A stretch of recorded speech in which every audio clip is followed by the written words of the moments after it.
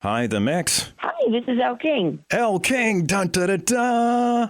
We finally meet. How are you? Hello. I'm good. Hi. How are you? I am fantastic. You're a July baby, I'll tell you right off. July girls absolutely adore me for 10 minutes, and then it's the end of the world. Why? So lucky for you, you only have to talk to me once. And it's still 10 minutes more than any other girl adores me, though, so I should take that and run with it. All right, well, I'll let you know if that's true at the end. Okay, without spending, because I'm sure you just enjoy rehashing the same thing over and over again forevermore. But your beautiful name, Elle is your middle name, and King is actually from your mom. Yeah? Your mom and dad, both actors, very famous. And I'll bet at this point people come up to Rob and say, oh, yeah, you're Elle King's dad. I've heard that. They do, yeah. Instead of the other way around. You've made quite a name for yourself. Oh, well, I hope in a good way. Definitely. Accolades pour in from all over for you. I also find it fascinating that you are actually going to be doing a lot of touring in the Midwest here coming up soon. Of course. Not just at the Tri-State Rodeo in Fort Madison on Wednesday, September 4th, which is opening night, by the way. Those are big shoes to fill. Night. That's a lot of pressure on you. Oh, my God. Well, yeah, you're laying it on thick now. That is a lot of pressure. And you're doing, of course, New York and Florida and California, and that's what a lot of artists do. But you're giving us tons of time here in the Midwest, so thank you for that. I know a lot of folks say, oh, Iowa, isn't that just... I'm from the Midwest. That's true. So it kind of fits in well with you anyway. So you don't just see Iowa as, well, isn't that just a bunch of corn? No, I love Iowa. It's beautiful. And they're always really fun shows. I love everywhere around there. It's great. I grew up in the Midwest, and so I feel like it's like the most hardworking people, and they throw down the hardest. We'll be very nice to you, too. 100%, always. I know you will. So going back to the beginning for you, inspiration for you would have included like Johnny Cash, Aretha Franklin, Etta James, the Donnas, Runaways, Blondie, Debbie Harry. Yeah, definitely. I listen to a pretty vast list of music, and I always had music playing in my house, anywhere from like oldies, old school country, to hip hop, to, French music, so everything. And my parents are like definitely big music heads, and we were always going to concerts. And so I always had like a really cool soundtrack for my whole childhood and teen years. And that definitely shaped me. And so I've got a lot of different influences when I feel inspired. And you can tell that with you. And I would have guessed maybe like Dusty Springfield, Nancy Sinatra, Cindy Wilson of B-52, something like that. But you made a total name for yourself. You have your very own sound, and there is nobody else that sounds like you. Oh, well, that's very sweet. Thank you. And so when you were in New York City, back in your late teens, you were busking. So like that's where you just kind of go sing on a corner, and somebody finds you if you're really good. Yeah, pretty much, yeah. I was playing in the street a lot, and when I was like in high school, we used to play in Washington Square Park, and it was really fun. And then I really started busking when I was living in Philadelphia. I went to art school, but I never went to class, and I would just play in the street for money. And that's kind of like where I actually met a manager that way. It's amazing how it works. Yeah. And most people would never get found, so you just have to hope that you're going to have a big hit on that. I think that the times have kind of changed. Now even buskers kind of put everything on TikTok. I don't really know. I'm not like a big TikTok person, but it's interesting to see how the world has changed so quickly. I'm sure that there's still really incredible musicians playing in the street and busking for money or just because they love to do it. So it's always interesting to give a listen. That's why New Orleans is so fun, because there's always live music in the street. I've never been to New Orleans, but I would imagine that's fascinating. You should go. I should. And then I could busk on the corner and they would pay me to go away. But either way, it would be a win, right? Yeah.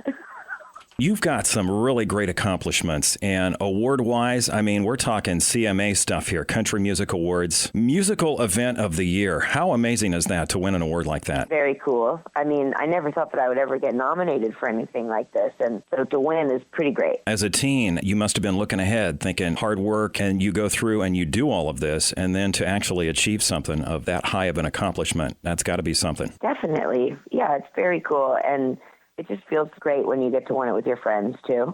So that's a beautiful thing. That's a memory and an accomplishment and something beautiful. So they're proudly displayed in my house. I'll bet. Along with your Academy of Country Music Award, also getting Music Event of the Year for that. Fooled Around and Fell in Love. You have been known to sing with a few girls on stage that amazing Elvin Bishop song. Yeah, that was all Miranda's idea. I don't know if she knew that it was going to win an award or even get nominated, but that was her way of getting all the girls for the Roadside Bars and Pink Guitars tour, because she had a fully female-fronted tour for I don't know how many months that she was doing that tour.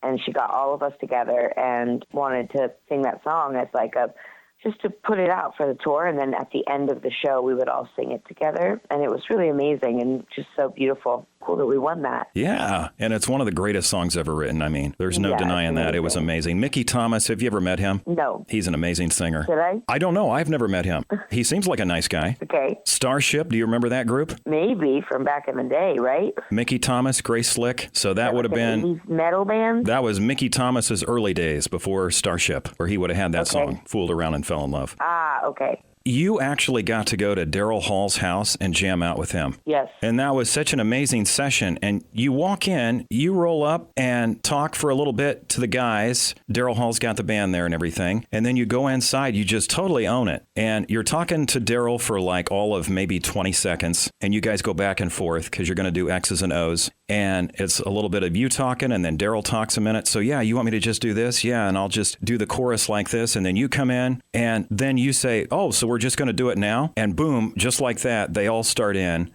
And I'm like, how is this going to turn out? They didn't have any time to really prepare anything. And they talked for 20 seconds. It was a masterpiece, but that's just... So it was really fun. Could you tell how nervous I was? No, that's what I was going to say. It's a testament to how great a performer you really are and how you just light up in that moment when it's time and you're on. You were totally on. If I'm watching someone do something, I'm kind of imagining what it's like to be in their shoes. And what would I be like? Well, I would kind of feel like cowering a little bit, and maybe my voice wouldn't be 100%. Maybe it would only be 80%. You've got that anxiety kind of built up, and you didn't have that at all. I mean, you were Elle King, and you blasted it out of the freaking park. I was terrified, but I can always rely on my voice, and I just go somewhere else, and it happens, and then I kind of wake up and come to afterwards. I'm like, was it good? You hit it out of the park like I would envision you doing if you were at home in your bathroom and nobody was around and you just wanted to go to and see what you could do. That's what you did, except you did that in Daryl Hall's house, standing right there by him. Just amazing. Grammy stuff. Oh my gosh. Can you tell him that I'm a musician so I can vote for you? That's very sweet. X's and O's should absolutely have won some Grammys. Well, I was up against some pretty stiff competition, and I think Alabama Shakes. There was no way I was going to win against Alabama Shakes. Brittany. But I was happy to be in the category. Yeah, Brittany Howard is untouchable. You just had mentioned Miranda Lambert, and you had another big hit with Drunk and I Don't Want to Go Home very recently here. Yes. Some more Grammy contention there. We're going to get you there. I don't want you to be the Susan Lucci of music, okay? Susan Lucci was the greatest daytime actress of all time, playing Erica Kane on All My Children. We're not going to let you do that. We're going to get you 30 of those Grammys. Oh, my gosh. I don't know if I'll even be around long enough for that. Sure you will. Absolutely. I appreciate that. Thank you. It's nice to have someone in my corner. All the folks that you have toured with, of Monsters and Men, Ed Sheeran, Train, Dixie Chicks, Maroon 5, Joan Jett, and Heart. What was it like to meet some of those folks? It's always really cool. I get really lucky to tour with all different types of musicians and superstars, and it's always awesome. Do any of you guys get starstruck when you meet each other? Nobody gets starstruck when they meet me, but I get starstruck when I meet other people, yeah. Oh, I doubt that. Yeah, I get starstruck a lot. Or behind the stage, is it ever like, oh my gosh, we got to do another show tonight? Oh, I don't feel like it. I think that's a common theme. I mean, everyone is a human, whether they're a performer or not. But every day before we go on stage, no matter how we're feeling, no matter how the day was, we all pray and we all practice gratitude before we go out on stage. And it's really shifted our perspective a lot, because when you take that moment to thank God and, say thank you for everyone that puts the show on, it's like, and thank you for this audience. Let's be present and enjoy this. This is what we get to do, not what we have to do. That really shifts everything. And it's really changed our shows and our kind of way of being. So you're still just talking to one person out there in the crowd, just multiplied out many times over. The same kind of concept. Yeah. And to all the people that think that they can sing a song, what you just said really brings light to that, because yes, but can you do that all the time when you're tired or when you're sick or when you don't feel like it? Yeah. Everyone, I think, most of the time is trying their best. So I think that what we put out into the world is what we're going to get. And if we put out kindness and love and everything, it's a magnet. So it will come back to us, But I'm trying my best. I'm raising my son on the road. So I want my son to see kindness and love. And he also sees a bunch of other stuff. But most of the time, touring is a fun and beautiful place. And I'm very blessed and lucky that everyone around me is like not only the most badass musicians, but they're really wonderful people and lovely human beings. And it all it just works for, I don't know how many different ways, but I'm very happy with my life and my music and my baby, and I'm excited to kick off the rodeo. No, I'm definitely nervous now. Thanks for making me nervous. Well, I wasn't trying to do that. You were making me nervous. I'm like, oh, I've got to talk to a July girl. I was shaking in my boots, and I don't even have boots on. I was keeping you on your toes. That's why I was late. Yeah.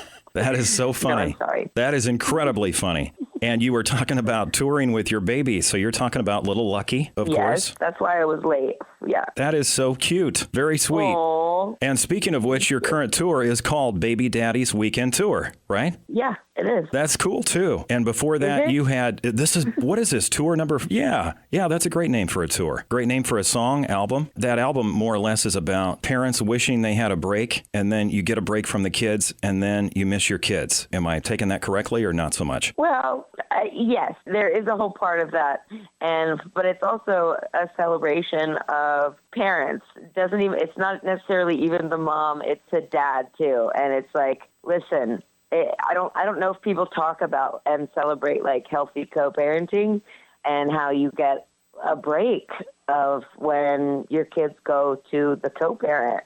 And when you get into a good swing of co-parenting, because it does exist, you root for each other and you want to have fun on your own and you can enjoy your own time. So I don't know. I don't have it perfected yet, but it was just a funny kind of inspiration for a song that turned into a tour name.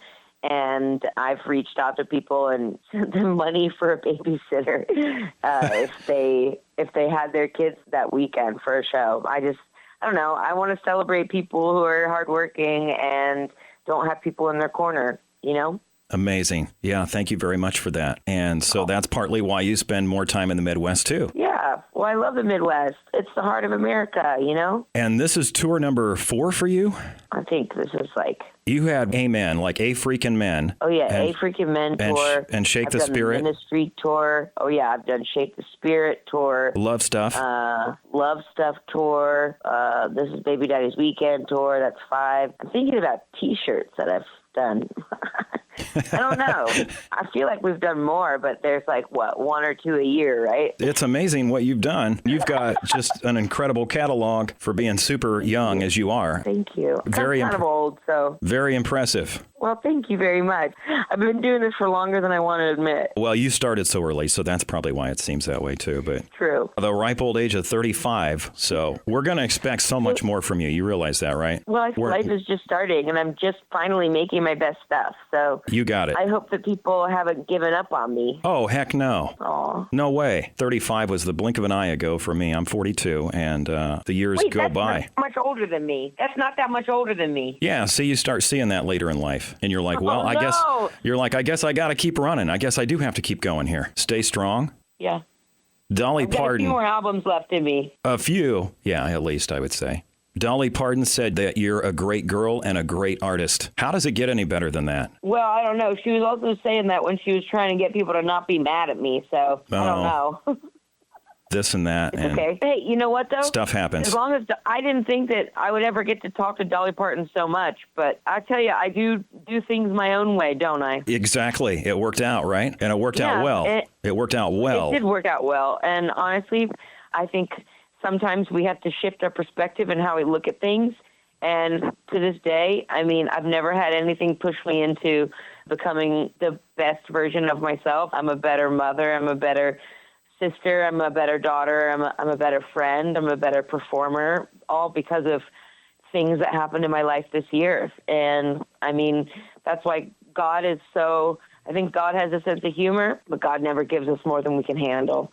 And I'm grateful for my life. I'm grateful that people are invested in people's comeback stories. And I'm glad that I have the best fans in the world that have been with me through so many ups and downs. And ultimately, we're all feelers, and we like good music, and we like to see someone's life progress in a good way, you know? So I'm grateful, and I don't want any of these talks to sound like I'm not going to put on a real hootenanny at a rodeo, because I still throw down. If anything, I throw down more than ever, and our show is really, really great right now, and I'm very excited to come and sing for everyone. 100%. I love everything you just said was phenomenal. You realize that, right? That was spot on. You totally got it. You got it, girl. Thank you. And keep going. Well, I will. This July girl does not hate you after how many minutes? Well, thank you very much, Elle. I really appreciate it, and that's never happened before, so... Well, I love to be someone's first. That's great. It's fantastic, and all the best to you. I know you're going to be big. You're going to stay. You already are big. You're going to stay big and keep going. Oh, thank you so much. I appreciate it, and I hope you have a great day. We look forward to seeing you on opening night of the Tri-State Rodeo, September 4th. I will see you there. We'll be good to you, and so will we. We're totally going to be there. Thank you, Elle. All right. Thank you. Have a great day. You too. Bye. Bye-bye.